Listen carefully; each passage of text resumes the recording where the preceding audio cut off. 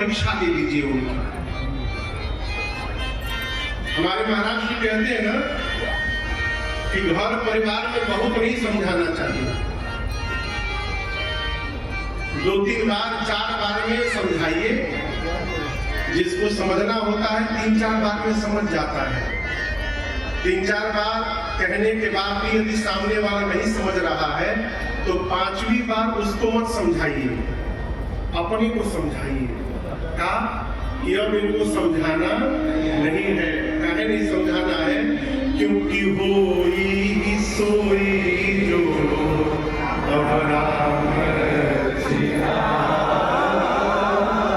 भगवान शिव अपने को समझा दिए कि अब जो होगा सब राम जी की रचना है। बोली मैं इस बरगद के वृक्ष के नीचे बैठा हूं देवी, आप जाइए परीक्षा लेकर आइए। एक श्रोता ने प्रश्न किया, शंकर जी साथ में क्यों नहीं गए? नहीं जाएंगे। क्यों नहीं जाएंगे? सती जी को संशय है ये भगवान नहीं है, शंकर जी को विश्वास है कि ये भगवान है। संशय विश्वास एक साथ नहीं चल सकते। आप कुछ भी कर लीजिए।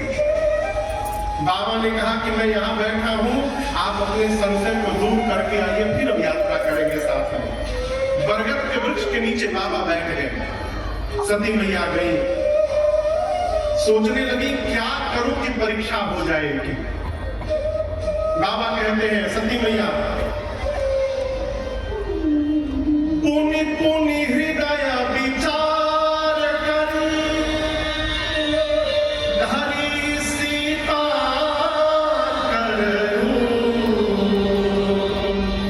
आगे हुई चली पंथ तेरी यही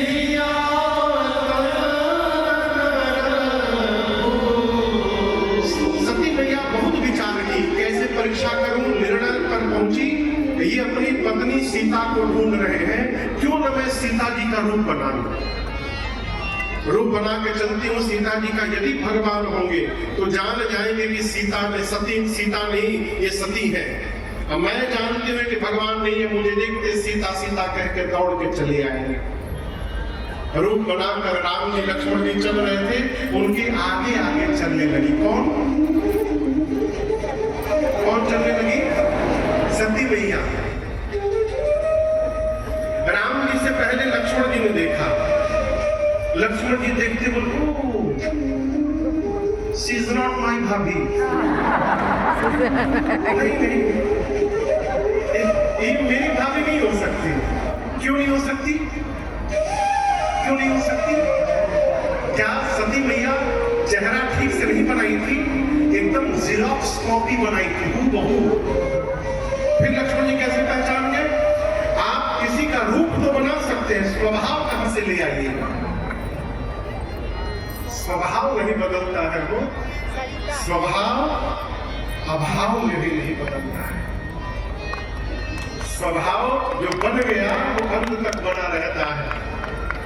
सती मैया को ये पता ही नहीं था कि सीता मैया कभी भी राम जी के आगे आगे नहीं चलती थी, वो हमेशा राम जी के पीछे पीछे चलती थी। ये आगे आगे चलने लगे। लक्ष्मण जी बोले नहीं, मेरी भाभी नहीं है। राम जी ने देखा, दोनों हाथ को जोड़कर राम जी ने कहा मैं दशरथ नंदन राम आपको प्रणाम करता हूं। मां बाबा कहाँ है? आप अकेले घूम रही है जंगल में।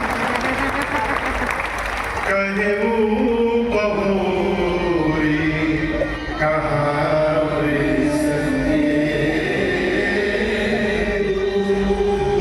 वृषभ केतु, आपको शायद पता हो कि ना हो, सभी देवताओं का एक झंडा है। आप कभी महाभारत देखे टीवी में? सही में तो देखे नहीं होंगे, हम टीवी में देखे हैं ना, कोरोना में देखे होंगे।